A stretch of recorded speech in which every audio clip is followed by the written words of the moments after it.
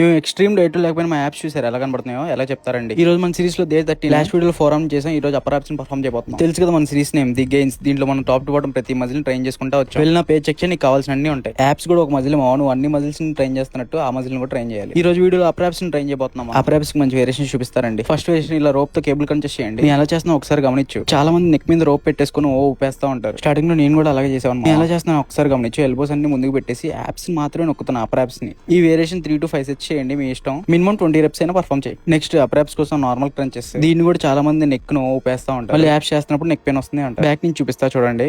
నా నెక్ ఎక్కడైనా ఫోల్డ్ అవుతుందా చూడండి. కరెక్ట్ ఫామ్ తో పర్ఫామ్ చేస్తే నువ్వు ఏ మజిల్ ట్రైన్ చేస్తున్నావు ఆ మజిల్ నొప్పి పుట్టింది. ఇది కూడా 3 to 5 సెట్స్ మీ ఇష్టం. ఎన్ని చేయండి. 20 రెప్స్ చేయండి each set. Third version decline crunches. ఇవి కూడా 3 to 5 సెట్స్ చేయండి. Each set 20 reputations.